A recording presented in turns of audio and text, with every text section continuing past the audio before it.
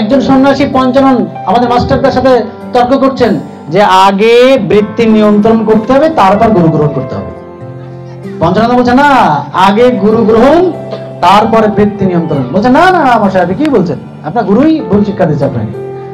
আগে বৃত্তি নিয়ন্ত্রণ। দেখবেন সমাজে অনেক লোক আছে এখনো বয়স হয়নি, ধর্ম কর্ম এগুলো অনেক অনেক পরে, 60-এর পরে, 70-এর পরে, তার মানে সে গ্যারান্টি দিচ্ছে সে 70 বছর বাঁচবে। হ্যাঁ, এখনো সময় হয়নি, এখনো সময় হয়নি। সময় কিন্তু রয় না বসে, চলছে কেবল অবিরল। হ্যাঁ, যা হ্যাঁ এই সময় কিন্তু ওই সময় কথা বলবে। এই নাম নয় রে নিতে আরো নাম আছে, এই নাম নিয়ে যাবে ওই সেই নামের কাছে। যারা বহিরঙ্গে নাম করছেন কোনো ক্ষতি নেই, এই বহিরঙ্গে নাম সাধনার মধ্য দিয়ে আপনি অন্তরঙ্গ নাম পাবেন। তাই হরে কৃষ্ণ বহিরঙ্গে নাম, বহিরঙ্গে নাম করে আত্মার প্রেমাস্পদন। বহিরঙ্গে নাম হচ্ছে প্রেমের আস্বাদন, আর অন্তরঙ্গ নাম হচ্ছে আত্মার সাধন। অন্তরঙ্গ নাম ওই তালে লয়ে ছন্দে রাগ রাগিনীতে গাওয়া যায় না, এটা সত্তার নাম, অস্তিত্বের নাম, একদম গোপন সাধনা, গোপী প্রেম, শ্রেষ্ঠ প্রেম ভগবান শ্রীকৃষ্ণের। সেই শ্রেষ্ঠ প্রেমের, সেই কৃষ্ণের যতক লীলা সর্বোত্তম নরলীলাই তিনি যে প্রেমকে সিদ্ধ করেছেন, সেই প্রেম হচ্ছে গোপী প্রেম। সেই গোপী প্রেমকে সিদ্ধ করে তিনি সেই গোপন সাধনা রেখেছেন। সেই গোপন সাধনার সেই গোপন নাম হচ্ছে সেই অন্তরঙ্গ নাম। এটা সবাইকে বলা যায় না, যায় কি? যায় না। এই অন্তরঙ্গ নাম করে আত্মার সাধন, এই যে আত্মার খোরাক, আত্মার সাধনা। আত্মার সাধনা কিভাবে করতে হয়, কোন নামে করতে হয়? ওই অন্তরঙ্গ নামে। ওই অন্তরঙ্গের নামের মধ্য দিয়ে সেই আত্মাকে পরিপূরিত, পরিশুদ্ধ। ঠাকুর অনুকূল চন্দ্র বলছেন, I want to a pure soul, আমি একটা শুদ্ধ আত্মা চাই। তার মানে কি? এর অর্থ কি? যে আমার আত্মা শুদ্ধ নয়, তিনি শুদ্ধ একটা আত্মা চাচ্ছে। ভগবান রামকৃষ্ণ পরমহংসদেব বলছে, মা যদি কিছু দিতে চাই দিদি, মা তুই যদি আমাকে কিছু দিতে চাস, আমাকে একটা শুদ্ধ ভক্তি দে, শুদ্ধ প্রেম দে, শুদ্ধ জ্ঞান দে, শুদ্ধ প্রজ্ঞা দে, শুদ্ধ নিষ্ঠা দে। মানে শুদ্ধ শুদ্ধ শুদ্ধ। এই অশুদ্ধ জীবনকে, অশুদ্ধ দেহকে, অশুদ্ধ আত্মাকে শুদ্ধ করতে গেলে ওই আত্মার নাম, সত্তার নাম, ওই বীজ নাম, ওই যে নামে তিনি ডাক শোনেন, যে নামের মহিমায় আমরা মহিমান্বিত হই, যে নামের মধ্য দিয়ে ওই মূলের দিকে অনুরক্তিটা আমরা করতে পারি, ওই মূলের সাথে যুক্ত হতে পারি। সেই মালিক সেই গুরু আর শিষ্য, সেই মালিক আর ভৃত্য, এই জীবনের এই পরিমাপকাঠি, এই জীবনের এই হিসাব নিকাশ করতে গেলে আমাকে, শেষ করে দেবো, আমাকে অবশ্যই এই যুগ প্রবর্তিত যে শিক্ষা, অনুকূল শিক্ষা, যুগ প্রবর্তিত শিক্ষা, ধর্মের মার্গজ হচ্ছে সেই বেঁচে থাকা, বেড়ে ওঠা। ধর্ম কর্ম যাই করি না কেন, আমরা যাই কিছু করি না কেন, যদি আমরা সেই ইষ্ট আচার্য গুরু পুরুষোত্তমের সেই নীতিবিধি, সেই যজন যাজন ইষ্টবৃত্তি, সস্তনী সদাচার তিনি প্রবর্তন করলেন। ধর্মকর্ম যায় না করিস, ইষ্টবৃত্তি ফেলে সবই জানিস, হলো ব্যর্থ ওরে আর্য ছেলে।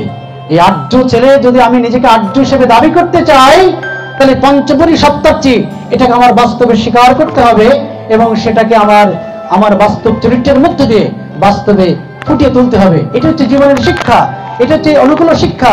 তাই শেষ কথা বলছি, প্রফুল্লদা, এই যুগের ব্যাসপ্রতিমদেব, এই যুগের ব্যাসদেব যাকে বলা হচ্ছে, যিনি 1931 থেকে 1938 7টি বছর শ্রী ঠাকুর অনুকূল চন্দ্রকে পরীক্ষা নিরীক্ষা করেছিলেন, যিনি ঠাকুর রামকৃষ্ণ পরমহংসদেবের শিষ্য ছিলেন। অনেক ব্যাখ্যা, যে আমরা শেষ কথা বলে শেষ করছি, কোট অফ দ্য পয়েন্ট, সেটা হচ্ছে ঠাকুর অনুকূল চন্দ্রকে যখন পরীক্ষা নিরীক্ষার পর সবকিছুতেই যখন তিনি বুঝতে পারলেন যে তিনি সব, ইজ অল ইন অল, তিনি সব, তিনি রাম, তিনি কৃষ্ণ, তিনি বুদ্ধ, তিনি যিশু, তিনি মোহাম্মদ, তিনি শ্রী, তিনি সবকিছু তিনি, তখন শ্রী ঠাকুরের চরণে নিজেকে সমর্পণ করবেন। তার আগেই বলছেন, ঠাকুর আমি তো রামকৃষ্ণ পরমহংসদেবের অনুসারী, তার শিষ্য, তার দীক্ষিত, তারপরেও কি আমার আবার দীক্ষা গ্রহণ করতে হবে? সব এই 7টা বছর কত পরীক্ষা, কত ওই চলার সাথে বই বগলে রাখতে বলেছিলেন ঠাকুর, যে জীবন পথে চলতে যে যত সমস্যা আসবে, ওই বগল থেকে বইটা খুলে যেখানেই ওই বইটা বেরোবে, যে সমস্যাটা চিন্তায় মস্তিষ্কে হচ্ছিল, সেই সমাধান ওই বইতেই মিলবে। এটা প্রফুল্লতাকে ঠাকুর বলেছিলেন, এবং প্রফুল্লতা বাস্তবে সেটা পেয়েছিলেন, যে যখনই জীবন পথে তিনি সমস্যায় সম্মুখীন হতেন, ওই সমস্যার চিন্তা থেকে ওই বগল থেকে বইটি খুললে ওই সমাধান ওই বইতে পেয়ে যেতেন চলার সাথে। এইভাবে বিভিন্ন পরীক্ষা নিরীক্ষার পর যখন শ্রী ঠাকুরকে এই কথা বলছেন এবং ঠাকুরকে একদম সরাসরি জিজ্ঞাসা করছেন, ঠাকুর অনেকে কয়, অনেক বই পুস্তকে পাওয়া যায়, আপনার শিষ্য সামন্তদের কাছ থেকে শোনা যায় যে আপনি নাকি পূর্বজন্মে রামকৃষ্ণ পরমহংসদেব ছিলেন। ঠাকুর ঠাকুর এটা কি ঠিক? আমি জানতে চাই। ঠাকুর বলেছিলেন যে খোঁজ খুঁজতে খুঁজতে মিলে যাবেনি, কোথায় ডুব দিয়ে কোথায় আবার ওঠে, কোথায় আবার ওঠে। ওই সেই জেরুজালেমের সেই তারা আজ বাংলার আকাশে, এই ভারতবর্ষের আকাশে কোথায় ডুব দিয়ে কোথায় যায় ওঠে। প্রফুল্ল বলছেন অত কথা শুনতে চায় না, সোজা কথায় বলেন আপনি পূর্বজন্মে রামকৃষ্ণ পরমহংসদেব ছিলেন কিনা। ওই আমি তো সোজা কই, তুই যদি উল্টা বুঝিস তাহলে আমার কি করা। এই কথার ঘটনার চক্রে আরো কত ঘটনা ঘটতে জীবনের শেষ পর্যায়ে যে বলছে 1938 সালের শেষ সময় যে বলছেন, এপ্রিল মাসে বলছেন যে আমি তো তাকে ভুলতে পারি না, আমি তো রামকৃষ্ণ পরমহংসদেবকে ভুলতে পারি না, আমি তো তার অনুসারী, একান্ত শিষ্য, আমার গুরুদেব তিনি, তাহলে আমার কি আবার আপনাকে গ্রহণ করতে হবে? ঠাকুর একটু চুপ থাকলেন এবং চুপ থেকে বললেন যে তোর যদি একান্তই রামকৃষ্ণ পরমহংসদেব ভালো লাগে তাহলে তুই তার কাজ করবি, তোর গুরু কাজ করবি, তোর গুরু কাজ তুই করবি, যেভাবে নীতিবিধি তারা বলে দেওয়া আছে সেভাবে করবি। এই যে গুরু থেকে কিন্তু তাকে বিচ্যুত করেননি, কারণ তিনি তো সর্বদেবময় গুরু, তার থেকে কাকে বিচ্যুত করবেন? এইবার তিনি কি করলেন, এই যে বর্তমানকে কেন ধরতে হয়। তারপর আবার বলছেন ঠাকুর তাহলে আমার রামকৃষ্ণ পরমহংসদেবকে অনুসরণ করলেই কি হবে? আপনার সব ভাবাদর্শ, সব দর্শন আদর্শকে আমি বুঝতে পারবো। এইবার ঠাকুর একটু ঘাটটা ব্যাখ্যা করলেন যে কোথাও যদি কাজকুদ হতে হয় তো সেখানে হওয়াই ভালো, কোথাও যদি কাজকুদ হতে হয় ভালো, বুঝতে আর বাকি রইল না। পণ্ডিত মানুষের বুঝতে বাকি থাকে না। ঘটনা চলছে, ঘটনার চক্রে চলতে আবার সেটা বলছেন তাহলে কি আপনার মন্ত্রে আমাকে আবার দীক্ষা নিতে হবে? ঠাকুর কিছুক্ষণ চুপ করে একটু পরে বললেন, তাকিয়ে বললেন, নিলে ভালোই হয়। ওই তুমি কৃষ্ণের যতক লীলা সর্বোত্তম নরলীলা, ওই নররূপ ধরে যখন তিনি আসেন তার স্বরূপকে ব্যক্ত করেন। হ্যাঁ, যতক লীলা সর্বোত্তম নরলীলা, যত লীলা তিনি করে থাকেন, সর্বোত্তম সর্বশ্রেষ্ঠ লীলা হচ্ছে নরলীলা। এই যে নরবপু তাহার স্বরূপ, নরবপু মানে নরদেহ, মানুষই তনু। আমাদের একটা ভ্রান্ত ধারণা আছে যে ভগবান তার আবার জন্ম হবে গেল, তিনি আকাশ থেকে নেমে আসবেন ভূত প্রেতের মতো, তিনি লীলা করে চলে। এটা হয় নাকি? এটা কি হয়? তিনি জীব উদ্ধারের জন্য আসছেন, তাহলে তো সে জীবের মতো হয়েই তাকে আসতে হবে, তাই না?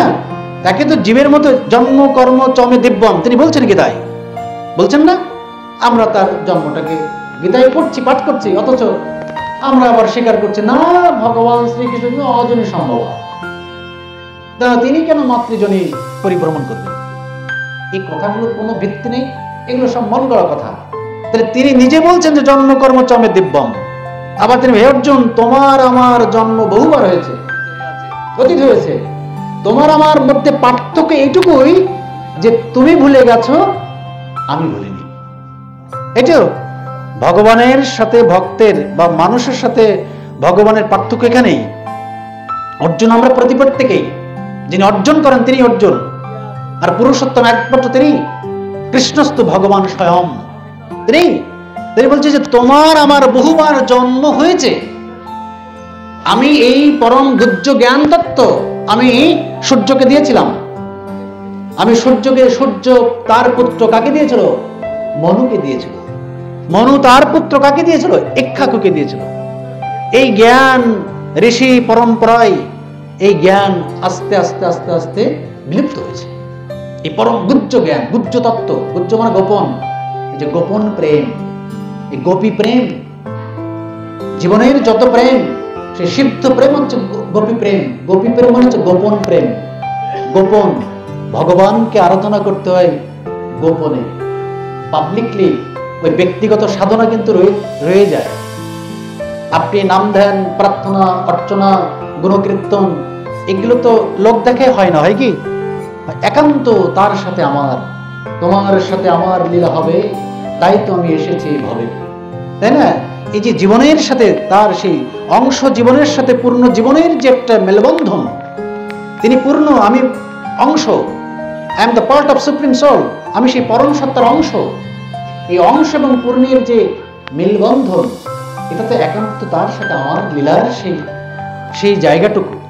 তাই ওই নরবপু তাহার স্বরূপ, তার স্বরূপটা হচ্ছে কি? নরবপু। তাই যখন তিনি আসেন তখন তিনি হন আমার তৃষ্ণার নিবারণের একমাত্র কেন্দ্র, একমাত্র উপাস্য, একমাত্র ধ্যেয়, একমাত্র আরাধনার সেই ধারণ পালক সম্বেক্ষিত ব্যক্তিত্ব। তাই ওই হাউজারমান্দা বলছেন, মা বলছেন যে ঈশ্বরকে আরাধনা করতে গেলে কাকে অনুসরণ করতে হবে? বলছে গড দ্য সন, ওই প্রেরিত পুরুষোত্তম। আপনি যদি যীশু খ্রিস্টকে যদি অনুসরণ করেন তাহলে আপনি ঈশ্বরকে অনুসরণ করবেন, ঈশ্বরের অনুসরণ করা হবে। আপনি যদি যীশু খ্রিস্টের দেখানো পথে চলেন, দেখেন শ্রী শ্রী ঠাকুর অনুকূলচন্দ্র কোনো মতদর্শকে কিন্তু খাটো করেননি, তিনি ফুলফিল করেছেন। তাই he is the ফুলফিলার of the best, তিনি হচ্ছে সব কিছুর পরিপূরণকারী। যখন একজন হিন্দু যখন তার কাছে আসতো, তিনি বলছেন যে বি মোর হিন্দু, তুমি আরো হিন্দু হও। একজন খ্রিস্টান যখন আসতো তাকে বলতেন যে বি মোর খ্রিস্টান, তুমি আরো খ্রিস্টাবলম্বী হও, খ্রিস্টান অনুসরণীয় হও। যেহেতু হাউজারমান্দার মা খ্রিস্টান ধর্মের দীক্ষিত ছিলেন, তিনি কি বললেন যে you follow the ghost of the son, এই যে গড অফ দ্য সন, তুমি এই যীশু খ্রিস্টকে, আপনি যীশু খ্রিস্টকে অনুসরণ করুন। এই যীশু খ্রিস্টকে অনুসরণের মধ্য দিয়ে সেই ঈশ্বরকে অনুসরণ করা হবে। তাই তিনি বলছেন Bible, I am the way, আমি পথ। এই যে পথ, কোন পথ? আমাদের পথটা হবে কি? তার দেখানো পথ। এই যে আমরা বলছি কি চরণামৃত পান করা, চরণ অমৃত। এবারে সেটাকে ক্লিয়ার করে দিলেন কি চলন অমৃত, চলন। ওই যে চরণে তিনি চলেন, এই যে চরণ এবং চলন একই অর্থবহ, কিন্তু আরো বেশি গ্রহণীয় হয়, বাস্তবিকভাবে সেটা আরো বেশি অ্যাপ্লিকেবল হয় যখন আমরা তার চরণে চলি। যে চলন ছাড়া চরণ পূজা বন্ধা পূজা, তাই জানিস এই যে বন্ধা পূজা যেন আমাদের না হয়। পূজা মানেই সম্বর্ধনা, পূজা মানেই বিকামিং, পূজা মানে আমি যার পূজা করছি তার সেই গুণ বৈশিষ্ট্যকে আত্মস্থ করা, চরিত্রগত করা, আচরণের মধ্য দিয়ে সেটাকে জীবনীয় করে তোলা, সেটা হচ্ছে পূজার চরম সার্থকতা। তাই এই যে চলন হারা চরণ পূজা, চলন, তিনি যে চলনায় চলেছেন, মহাপ্রভু শ্রীবাস সাঙ্গিনায় একদম দুবাহু তুলে তিনি কীর্তন করছেন, হা কৃষ্ণ বলে তিনি ক্রন্দন করছেন, প্রেমাস্ত্র বর্ষণ করছেন, লম্ফ জম্প দিচ্ছেন, বিভিন্ন প্রাণায়াম আসন ক্রিয়াদি হচ্ছে, বিভিন্ন ভাবে তার সে স্বরূপের বিভিন্ন প্রকাশ ঘটছে, বিভিন্ন জ্যোতির্ময় ভাব দ্বারা ভক্তরা সেটা দেখতে পাচ্ছে। এবং মাঝে মাঝে তিনি অনেক আকুলতার সহিত, গভীরতার সহিত, ব্যাকুলতার সহিত তিনি প্রেমাস্ত্র বর্ষণ করছেন, হা কৃষ্ণ হা কৃষ্ণ হা কৃষ্ণ। কীর্তন শেষে ভক্তরা কাছাকাছি যে জিজ্ঞাসা করছেন যে আপনি তো স্বয়ং শ্রীকৃষ্ণ, কলিযুগের ভগবান শ্রীকৃষ্ণ রূপে আপনি এসেছেন, আপনি এত কৃষ্ণকে এত এমন ভাবে ডাকেন, এমন ভাবে ক্রন্দন করেন, দুবাহু তুলে এমন ভাবে প্রেমাস্ত্র বর্ষণ করেন, আমাদের খুব কষ্ট হয়।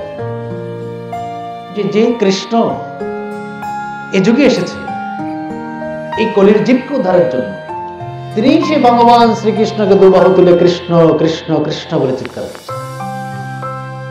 এটা কেমন আমাদের, আমরা আসলে বুঝতে পারি না, বুঝে উঠতে পারি না। দয়া করে প্রভু আপনি একটু বলুন। বাবু বলছেন, আমি যদি ভক্তি গদগদ চিত্তে, আমি যদি একাগ্র চিত্তে, আমি যদি নিবিষ্ট প্রাণে, আমি যদি নিষ্ঠানন্দিত প্রাণে দুবাহু তুলে কৃষ্ণ কৃষ্ণ বলে চিৎকার না করি, তাহলে এই কলির জীব কি করে শিখবে যে কৃষ্ণকে কিভাবে ডাকতে হয়, কিভাবে পেতে হয়, কিভাবে তাকে ডাকতে হয়, এই যে কিভাবে তাকে ডাকতে হয়, কিভাবে তার আরাধনা করতে হয়, কিভাবে তার বন্দনা করতে হয়, অর্চনা করতে হয়, কিভাবে তার জীবনকে, সে দিব্য জীবনকে, আমাদের এই জীবনকে দিব্য ভাব দ্বারা ধাপিত করতে হয়, সে ভাগবতমুখী চেতনায় উদ্বুদ্ধ করার জন্য কিন্তু সেই ভাগবত পুরুষ যুগে যুগে নিজের আচরণের মধ্য দিয়ে শিখিয়ে যান। তাই এই পুরুষোত্তম আসেন যখন ইষ্ট আচার্য, তিনি গুরু। এই যে আচার্য মানে যিনি আচরণ করে করে শিখিয়ে যান। শ্রী ঠাকুর বলছেন তার জীবনে যে আমি জীবনে এমন একটি কথা বলিনি যে আমি আমার এই ব্যক্তি জীবনে সেটা পালন করি, অ্যাপ্লাই করিনি। এমন একটি, নট এ সিঙ্গেল ওয়ার্ড, এমন একটি শব্দ আমি আপনাদের জন্য বলিনি বা আপনাদের করতে বলিনি যেটা আমি আমার নিজের জীবনে প্রয়োগ করিনি। তাই তিনি বলছেন my life is my materialised maxim, আমার জীবনই হচ্ছে আমার বাণীর বাস্তবায়িত রূপ। এই যে দিব্য জীবন, এই যে ডিভাইন লাইফ, যে ভাগবত জীবন, যে অখণ্ড জীবন, এই জীবনের, এই আলোকময় জীবন, এই আলোকময় জীবনের সাথে যদি এই জীবনকে যুক্ত করে দিই, এই জীবনকে যদি তার জীবনের সাথে জড়িয়ে ফেলি, তাহলে কিন্তু এই অন্ধকার থাকি না, আমরা অন্ধকারে থাকি না, অন্ধকারে আমরা থাকতে পারি না। যেমন আমি মাতৃভক্তি নিয়ে একটু কথা বলি, যে মায়ের প্রতি টান।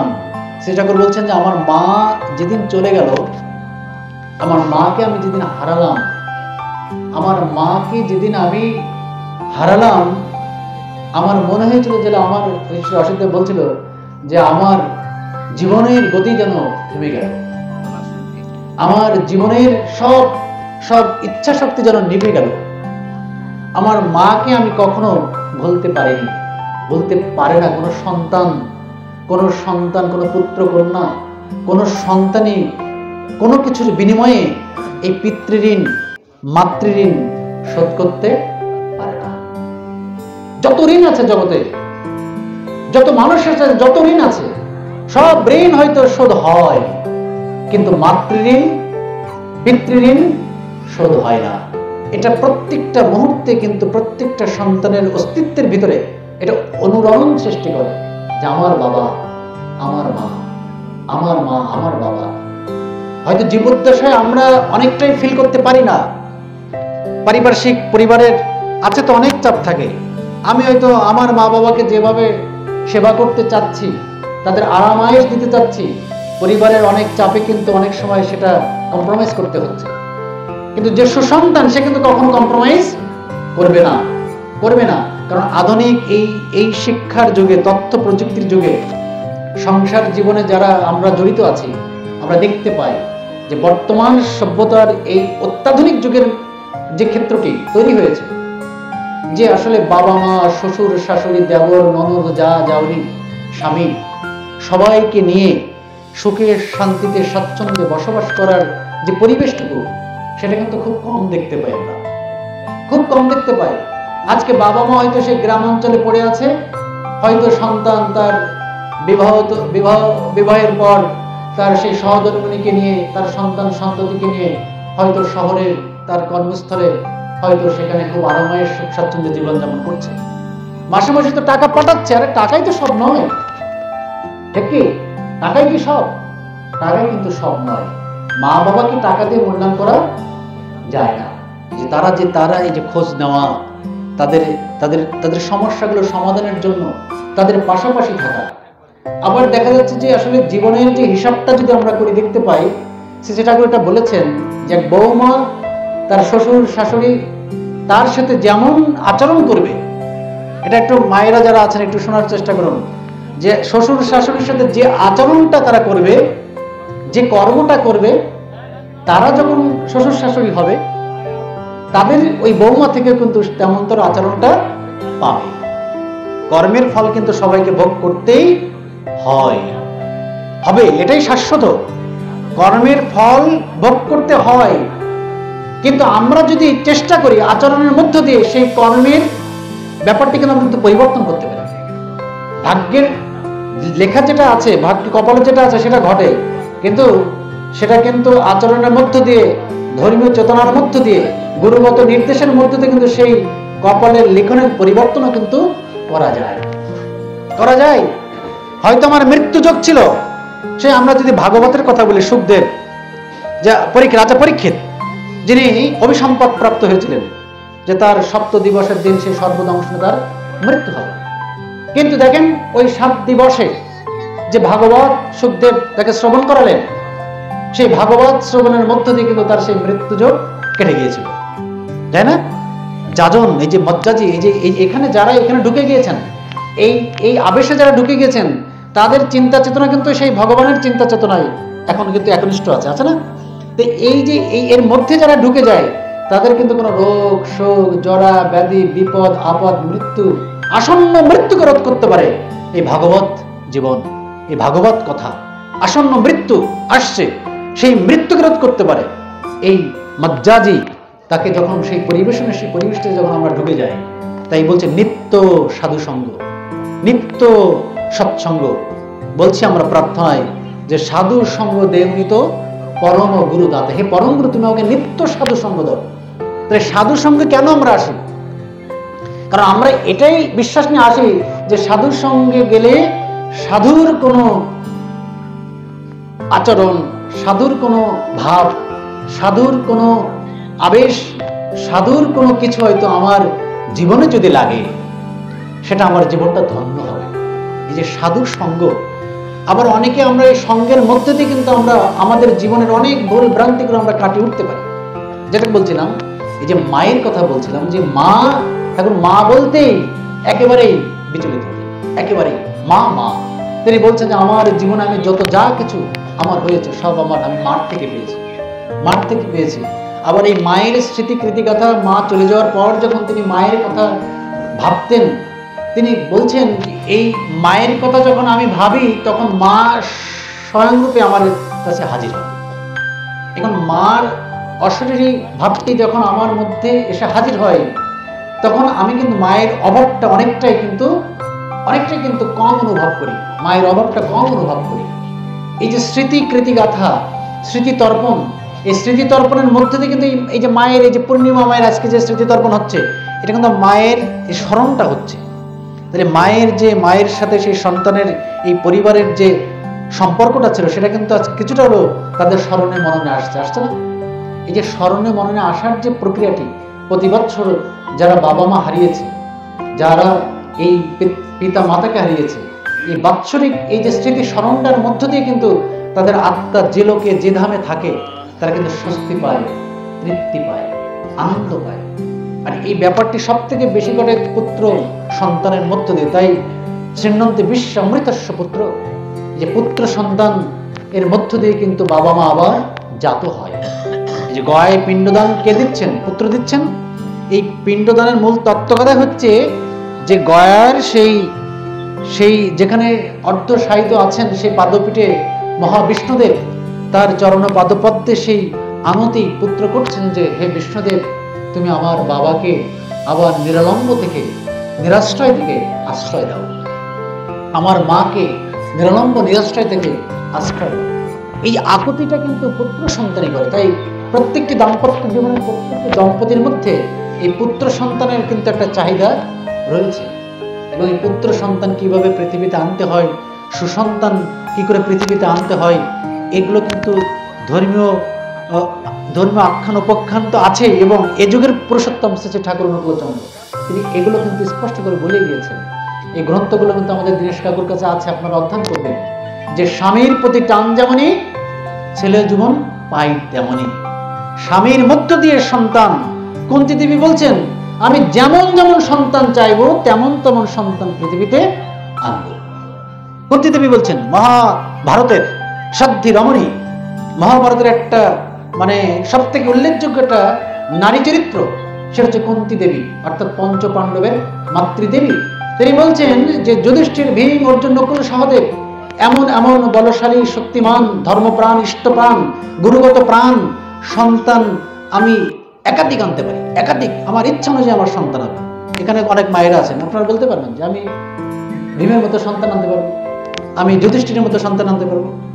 এই যে সতীত্ব, পবিত্রতা, শুদ্ধতা, শুচিতা, সেদিন সত্যবানের মৃত্যুযোগ ছিল, বিবাহের কিছুদিন পরেই তার মৃত্যু হবে। কিন্তু সে সাবিত্রী যখন জান, অনেক বড় কাহিনী, শর্টকাট বলছি, সাবিত্রী যখন মনে প্রাণে সেই সত্যবানকে স্বামীরূপে বরণ করে নিলেন। এই যে দেখেন, আগে কিন্তু আর্য মুনি ঋষিরা তিনি তার যে বিধান, যে প্রথা গুলো প্রবর্তন করেছেন, সেগুলোই কিন্তু শাস্ত্র। সেগুলোই কিন্তু আমাদের বৈদিক শাস্ত্র। এগুলোই নিয়ে কিন্তু আমরা চলছি। আমাদের বিধান ছিল, বৈদিক শাস্ত্রে আমাদের বিধান আছে যে বাগদানকে বিবাহ বলেই মানবে। বাগদানকে আপনি কি বলছেন? আশীর্বাদ। বর্তমান সময়ে যেটা বলা হচ্ছে আশীর্বাদ, বলি না আমরা আশীর্বাদ করি না, বাগদান মানে কি আমরা প্রতিশ্রুতি দেওয়া হচ্ছে কন্যা পক্ষ পুত্রপক্ষ যে তার সাথে তার বিবাহ হবে, এই প্রতিশ্রুতি, কমিটমেন্টটা হচ্ছে আশীর্বাদ। এটাকে বলছে বাগদান। এই বাগদানকে বিবাহ হিসেবেই কাউন্ট করা, প্রকৃত বিবাহ হিসেবে কাউন্ট করা হতো। যখন সাবিত্রী বিভিন্ন রাজ্যে বিভিন্ন জায়গায় যে যখন তার মনোপুত সে জীবন স্বামীকে খুঁজে পেলেন না, তখন তিনি যখন ব্যাক করছেন, দেখেন বনের মধ্যে সেই খালি গায়ে এক যুবক ধ্যান করছে। তাও পিছন থেকে দেখলেন, সামনে থেকে না, পিছন থেকে দেখেই তিনি তাকে স্বামী রূপে বরণ করে নিলেন যে ইনি আমার স্বামী হওয়ার একমাত্র যোগ্য। বাবাকে বললেন, আগে তো বিবাহের ক্ষেত্রে কুষ্টি বিচার করা হতো, কন্যার কুষ্টি দেখা হতো, পুত্রের কুষ্টি দেখা হতো। সেভাবে সেই রাজ্যের, তিনি তো রাজা, রাজকন্যা, সেই রাজ্যের সেই নির্ধারিত যারা পুরোহিত থাকতেন, জ্যোতিষশাস্ত্রবিদ থাকতেন, তাদেরকে যে কুষ্টি বিচারে ধরা পড়লো যে সত্যবান বিবাহের কিছুদিন পরেই মৃত্যু। কোন রাজা যখন জানতে পারে তার কন্যার বিবাহ হবে এমন একটি যুবকের সাথে যে বিবাহের কিছুদিন পরেই সে গত হবে, তো সে বাবা কখনো সেই ছেলের সাথে বিয়ে দিতে রাজি হবে? অনেকভাবে কিন্তু চেষ্টা করলো সাবিত্রীকে তার সিদ্ধান্ত থেকে সরে আসার জন্য, কিন্তু সাবিত্রী বলল, আমি যাকে একবার মনে প্রাণের স্বামী রূপে বরণ করে নিয়েছি, তার মৃত্যুই হোক আর জীবিতই সে থাকুক, সেটা আমি দেখবো না। আমি তাকে স্বামী রূপে গ্রহণ করে নিয়েছি, এখন আনুষ্ঠানিকতার মধ্য দিয়ে আমি তাকে বরণ করে নিতে চাই। মেয়ে বরে বরণ করে, সেই বিয়েতেই সমাজ বাড়ে। এই যে বরণ করে নিলেন, এই যে স্বামীর প্রতি নিষ্ঠা, এই যে একনিষ্ঠতা এবং তার জীবনের যে পবিত্রতা, শুদ্ধতা, যে তিনি জমালয় থেকে তার স্বামীর প্রাণকে তিনি যমরাজ থেকে ছিনেন। এই যে নারীর শুদ্ধতা, নারীর সতীত্ব, যত গুণই থাক না মেয়ের, সতীত্ব যার নাই, যে সতীত্ব হচ্ছে তার জীবনের। আমরা সীতার কথা দেখতে পাই যে রাবণ যখন তাকে অপহরণ করলেন, ওই সতীত্বের বেড়াজাল ছিন্ন করে কিন্তু রাবণ তার সংস্পর্শে আসতে পারেনি। পেরেছে কি?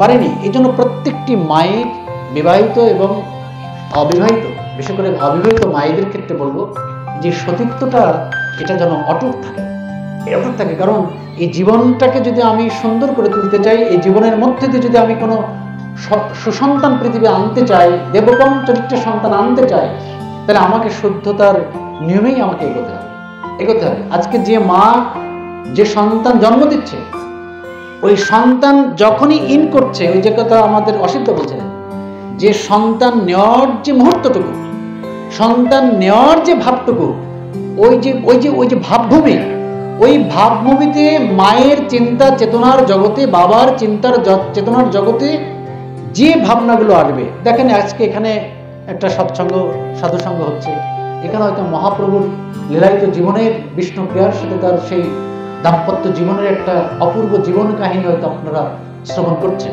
কোনো দম্পতি হয়তো সেটা গভীরভাবে শ্রবণ করছে। মহাপ্রভুর জীবন আদর্শ নিয়ে, মহাপ্রভুর সেই ভাগবত জীবনের কথা নিয়ে, মহাপ্রভুর সেই প্রেমময় জীবনের কথা নিয়ে অনেক কথা ওই দম্পতি শুনছে, শ্রবণ করছে এবং তারা খুব মুগ্ধ হয়ে শুনছে। এই অনুষ্ঠান শেষে নবদম্পতি তারা দুজনেই এতটাই মুগ্ধ হয়েছে, এই অনুষ্ঠান শেষে যখন তারা হাঁটতে হাঁটতে হাঁটতে বাড়ি যাচ্ছে, দুইজনেই কিন্তু রাস্তায় কথোপকথন করতে করতে যাচ্ছে, বাহ কি সুন্দর জীবন, কি ডিভাইন লাইফ, কি ভাগবত জীবন, মহাপ্রভুর কি সুন্দর চেহারা, কি অপরূপ জ্যোতির্ময় রূপ, কি তার জীবন মাহাত্ম্য, কত সুন্দরভাবে তার জীবনকে তিনি, তার দাম্পত্য জীবনকে তিনি অতিবাহিত করেছেন, তার ভাগবত জীবনকে অতিবাহিত করেছেন, তার কর্মময় জীবনকে অতিবাহিত করেছেন। এই চিন্তা চেতনা করতে করতে করতে করতে কিন্তু ওই নবদম্পতি যাচ্ছে, গেল বাড়িতে যেয়ে হাত মুখ ধুচ্ছে, ওই চিন্তা কিন্তু ওই গুরু মস্তিষ্কের মধ্যে, সেরিব্রাম সেলের মধ্যে কিন্তু একদম ইন করেছে। হ্যাঁ, ওই দুইজনের মধ্যে খালি শুধু ওই কথোপকথন হচ্ছে। এই সাধুসঙ্গ সৎসঙ্গের এই যা শিখে গেল, যা দেখে গেল, সাধুদের যে সংস্পর্শ নিয়ে গেল, ভাগবত পাঠকের বা বক্তাদের যে বক্তব্য তারা শ্রবণ করে গেল, সেটাই কিন্তু তারা আলাপ আলোচনা করছে করছে করছে করতে করতে তারা ঘুমাতে গেল। বেডের পরে বসেছে দুজনে, তারাও কিন্তু এই কথোপকথন করছে, এই আলোচনাই করছে।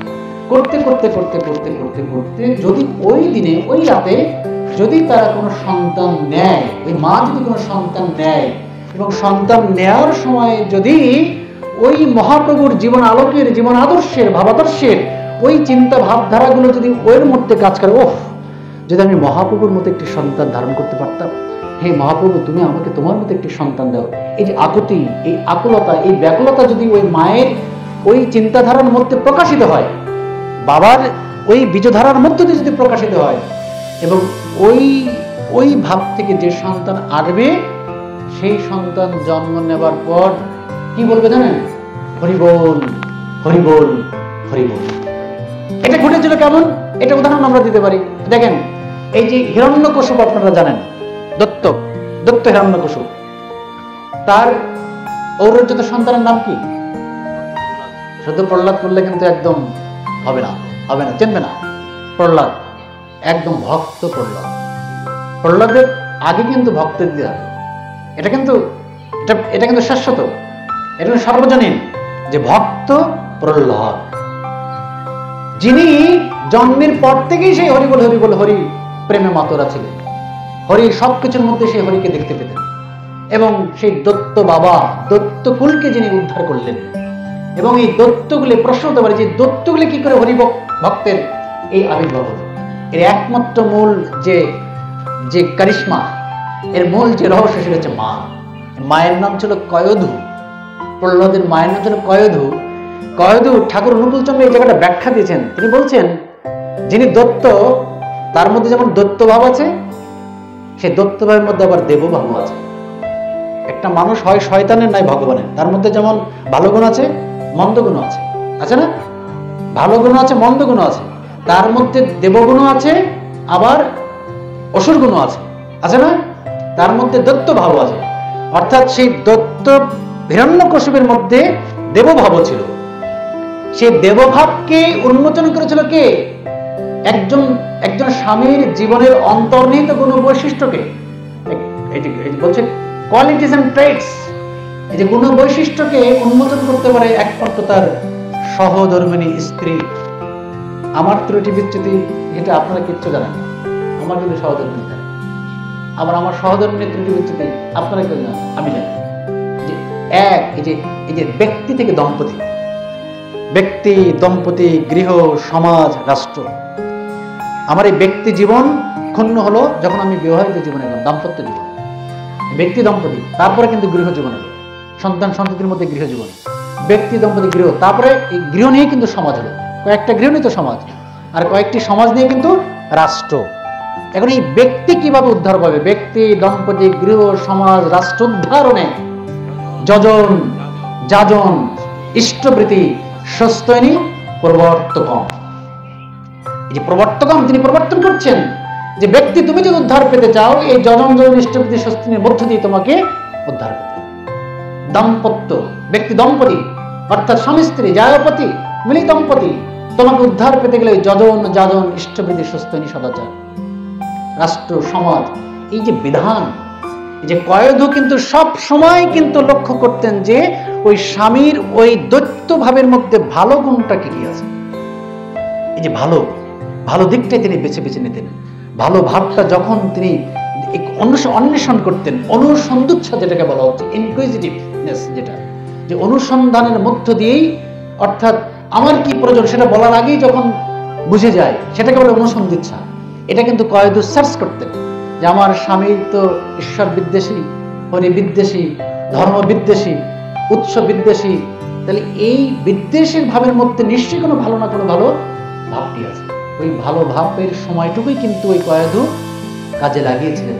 তার ফসল হচ্ছে এই হরিভক্ত প্রহ্লাদ, যিনি বলছেন যে বাবা যখন বলছে যে তোর এই স্ফটিক স্তম্ভের মধ্যে কি ভগবান আছে, হরি আছে?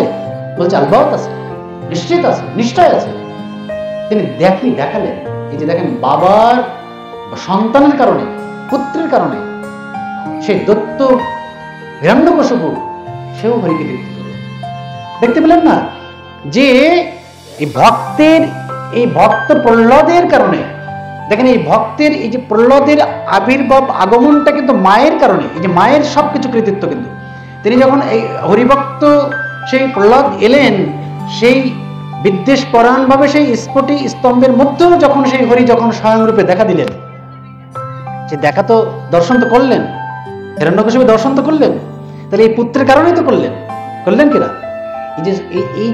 এই জন্য বলা হচ্ছে, শাস্ত্র বলছে যে কোনো বংশে, কোনো পরিবারে, কোনো কুলে যদি একজন ভগবতমুখী সন্তান জন্ম নেয়, যদি ঈশ্বরমুখী সন্তান জন্ম নেয়, ধর্মপ্রাণ, ইষ্টপ্রাণ, গুরুগত প্রাণ সন্তান যদি জন্ম নেয়, তাহলে ওই সন্তান তার পূর্বপুরুষ 14 পুরুষ পর্যন্ত ওই সন্তানের দ্বারা উদ্ধার হয়ে যায়। দীক্ষা নিতে হবে, মানে দীক্ষা মানে গুরুর মন্ত্র, বীজ মন্ত্র, সৎমন্ত্র, সদ্দীক্ষা। দীক্ষা মানে কিন্তু জানাতন দীক্ষা নয়, সদ্দীক্ষা, সদ্দীক্ষায় দীক্ষিত হওয়া। এই পঞ্চবিতর যে দেহ, এই যে ক্ষিতি অপ তেরিস তেজ মরুদ বোম, ক্ষিতি অপতেজ মরুদ বোম, এই পঞ্চবিতর দেহের মধ্যে রয়েছে দেহ, মন, আত্মা এবং এই চেতনা। এগুলোর সন্নিবেশনে যদি আমার জীবনকে আমি যদি উপভোগ করতে পারি এবং তার মূলে যদি সেই জীবন দাতা থাকেন, সেই মূল উৎসদাতা থাকেন, অর্থাৎ সেই মূল আমার জীবনের যে সেন্টার, কেন্দ্র। এক দাদা, তিনি ঠাকুরের দীক্ষিত, ঠাকুরের কিছু বলছেন, ঠাকুর আপনি বলেছেন মাতৃভক্তি অটুট যত সেই ছিল কৃতি তত, এবং আপনি বলেছেন বাবা মার প্রতি শ্রদ্ধা ভক্তি, কারণ বাবা মা হচ্ছে স্বভাব গুরু। আমরা যে স্বভাবটা পাচ্ছি, আপনারা দেখবেন যে স্বভাবে বংশের পরিচয় লেখা থাকে না, গাড়িতে বাসে লেখা দেখেছেন, আগে এখন থাকে না, আগে থাকতো। স্বভাবে বংশের পরিচয়, এই স্বভাব গুরু কে? বাবা মা। একজন গুরুজনকে শ্রদ্ধা করতে হবে, এই শিক্ষা কোথা থেকে আমরা পেয়েছি? পরিবার থেকে, বাবা মা। আমাদের জীবনের ফার্স্ট অ্যান্ড ফরমোস্ট, প্রথম এবং প্রধান শিক্ষা করছেন আমাদের মা বাবা। আবার মা বাবার মধ্যে যদি কম্পেয়ার করা হয়, মা কিন্তু 1 নম্বরে।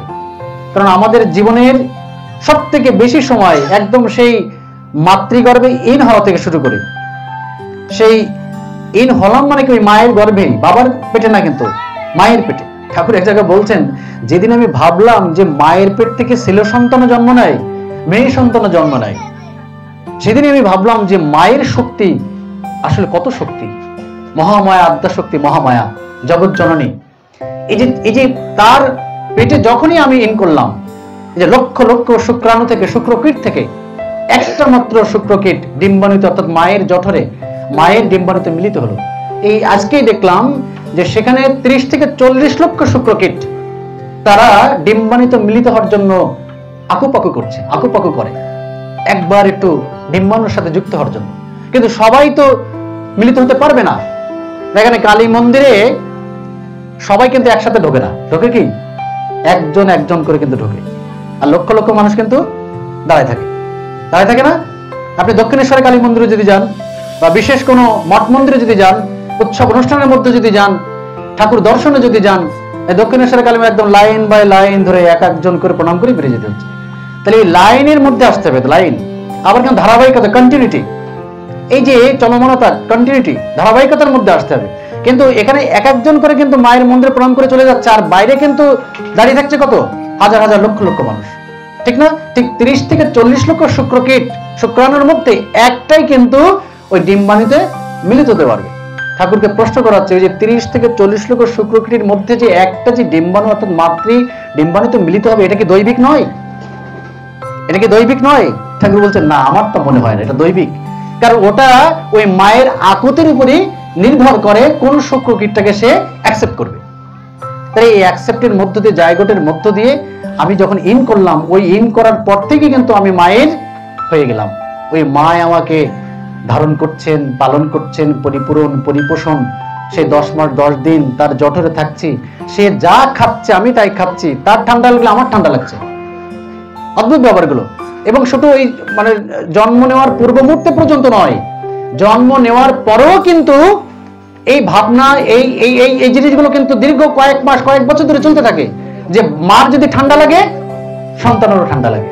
মার যদি সর্দি হয়, সন্তানেরও সর্দি হয়। ডাক্তার বলে যে আপনি আগে সুস্থ থাকুন।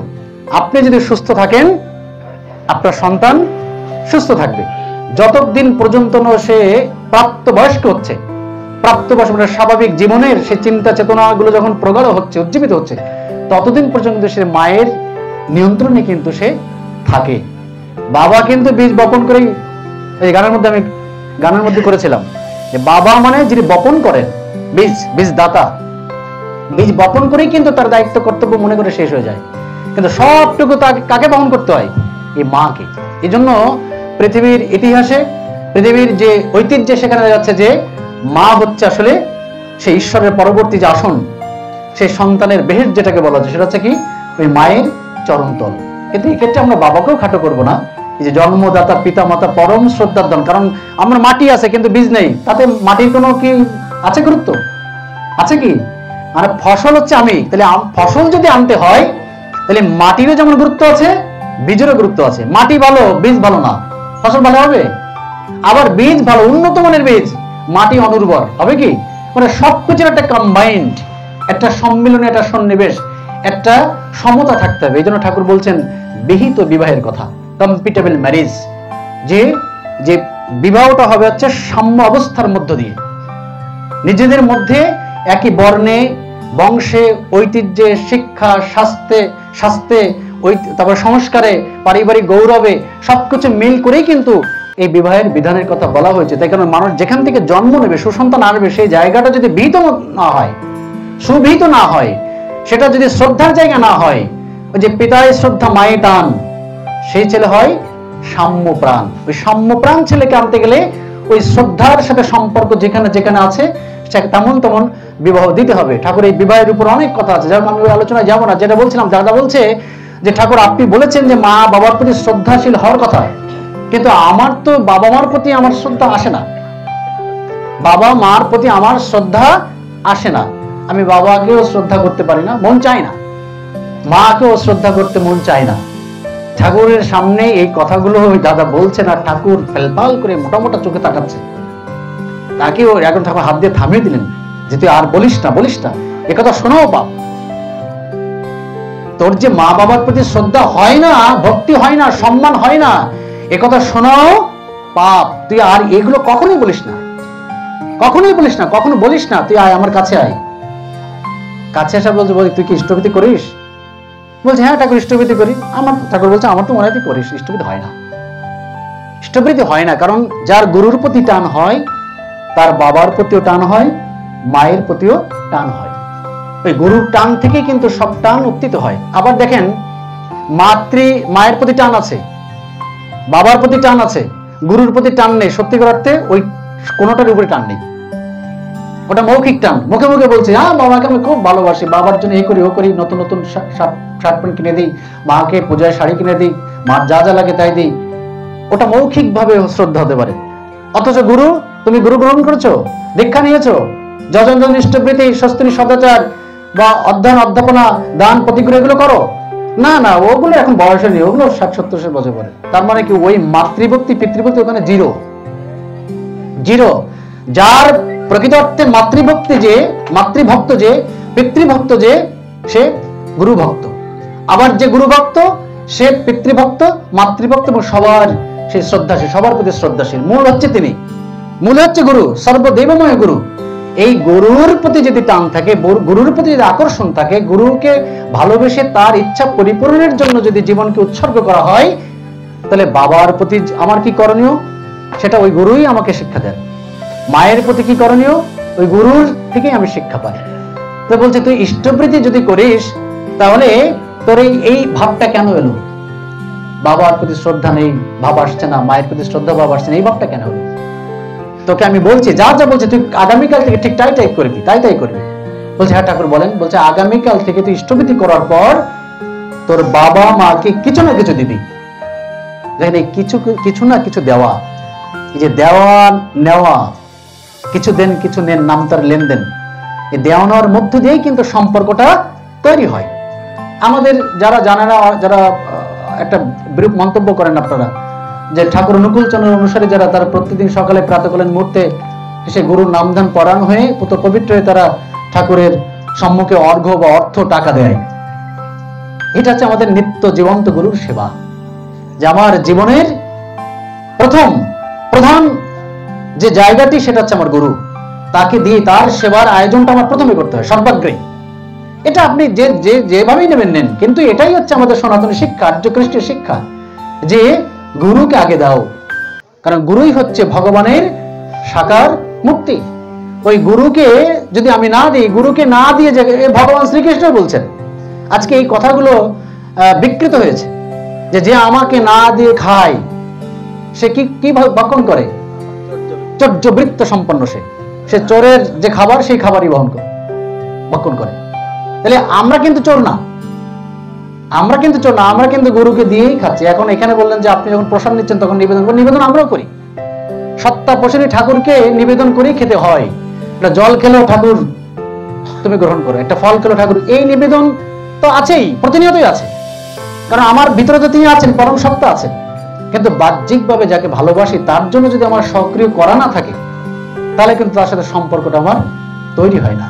এই যে তাকে দেওয়া, এই যে দেওয়ার অভ্যাসটা, তাই বলছেন, এবং ঠাকুর বলছেন যে ছেলে মেয়ে ছোটবেলা থেকে তার বাবা মাকে দেয়, গুরুজনকে দেয়, সেই ছেলে মেয়ে কখনো সেই বাবা মার বৃদ্ধ বয়সে, অচল বয়সে কখনো না দেখে শুনে পারে না। এই শিক্ষাটা তো আজকে পারিবারিক শিক্ষা। আজকে কিভাবে দেবে? বাবা হয়তো পরিশ্রম করে ঘরে ফিরলেন, প্রচন্ড খরা, প্রচন্ড রোদ, ঘাম ঝরছে, মা হয়তো বলবে যা তোর বাবাকে পাখাটা দিয়ে একটু বাতাস করে দিয়ে। এই শিক্ষা তো মা দেবে। মা হয়তো রান্না করছে, প্রচন্ড ঘেমে যাচ্ছে, ক্লান্ত, পরিশ্রান্ত, বাবা বলবে যা তো তোর মাকে এক গ্লাস জল দিয়ে, যা তো তোর মাকে একটু বাতাস দিয়ে। এই যে পারস্পরিক আদান প্রদান, ভালো কিছু সংবাদ এলে বাবাকে হয়তো প্রণাম করবে, মা বলবে যা তোর বাবাকে প্রণাম করে হয়, বাবা বলবে তোর মাকে প্রণাম করে হয়। এই যে একে অপরের যে আদান প্রদান, এই যে সম্পর্কগুলো এইভাবে কিন্তু তৈরি হয় গুরুকে এই দেওয়ার মধ্য দিয়ে। শুধু দেওয়া নয়, তার নীতি বিধি, তার আদর্শ, তার নির্দেশ, তার বাণী, তিনি যেমনটি চেয়েছেন তেমন ভাবে বাস্তব জীবনে করার মধ্য দিয়ে কিন্তু তিনি তৃপ্ত হন, খুশি হন, সুখ পান, শান্তি পান, স্বস্তি পান। এইটাই হচ্ছে জীবনের মূল লক্ষ্য, উদ্দেশ্য। এখানে তখন ঠাকুর বলছে প্রত্যেক দিন তুই সকালে ইষ্টবিধি করার পর বাবা মাকে কিছু না কিছু দিবি। ঠিক ঠাকুরের কথা মতো কিন্তু ওই প্রত্যেকদিন ইষ্টবিধি করার পর সকালে উঠেই বাবাকে কিছু দিল, মাকে কিছু দিল। বাবা মা একটু বিস্মিত হলো, কি ব্যাপার, এতদিন তো আমার কিছু করে দিইনি, কিছু দেয়নি, আজ ছেলের কি মতিভ্রম হলো। তারপরে তারা তেমন কিছু পরের দিন আবার দিল। এই দেওয়ার প্রেক্ষিতে কিছুদিন পরে আপনা আপনি কিন্তু সন্তানের ওই বাবার প্রতি, মায়ের প্রতি শ্রদ্ধা উৎসারিত হলো। এই যে দেওয়ার মধ্য দিয়ে, এই বাবার প্রতি শ্রদ্ধা, কারণ বাবা মা, ঠাকুর এক জায়গায় বলছেন যে বাবা মা সন্তানকে যা দেয়, হাজার হাজার লক্ষ লক্ষ জন্ম নিয়েও সেই ঋণ শোধ হয় না। পৃথিবীর সব ঋণ শোধ হয়, কিন্তু বাবা মার পিতৃঋণ, মাতৃঋণ এটা শোধ হয় না, কখনোই শোধ হয় না। কেউ শোধ করতে পারে না, কোনো সন্তান পারে না। কারণ ওই যে ব্যথা, ওই যে কষ্ট, ওই যে বেদনা, ওই যে ধারণ করতে যে তাকে কত কষ্ট সহ্য করতে হয়েছে, সে কিছু খেলেই বমি করে দিচ্ছে। এই যে কষ্ট, কিছু খেতেই পারছে না, একটা সময় কিছু খেতেই পারছে না। এই যে কষ্ট, এই কষ্ট সন্তান কি দিয়ে পূরণ করবে? পারে কি? তারপরেও কেন মানুষ দেখেন, সন্তান কষ্ট দিচ্ছে, ব্যথা দিচ্ছে, তাকে হয়তো দেখভাল করছে না, তাকে দেখাশোনা করছে না, তারপরেও কিন্তু মা বাবা সন্তানকে কখনো অভিসম্পাত করছে না। তারপরেও কিন্তু বাবা মা কখনো তার সন্তানকে দূর দূর করে তাড়িয়ে দিচ্ছে না। এই যে পৃথিবীর ইতিহাসে এই যে সম্পর্ক, পিতা পুত্রের সম্পর্ক, এই যে মায়ের সাথে পুত্রের সম্পর্ক, এই সম্পর্ক হচ্ছে অচ্ছেদ্য সম্পর্ক। এই সম্পর্কের বন্ধনেই কিন্তু আমরা আবদ্ধ। আজকে বাবা মার ভালোবাসা থেকে, ওই স্নেহ প্রীতি থেকেই কিন্তু আমরা এই পৃথিবীতে এসেছি। আজকে মা বাবা যাদের আছে তাদের প্রতি আমার অনুরোধ যে আসলে এই বাবা মাকে যেন আমরা কখনো অশ্রদ্ধা না করি।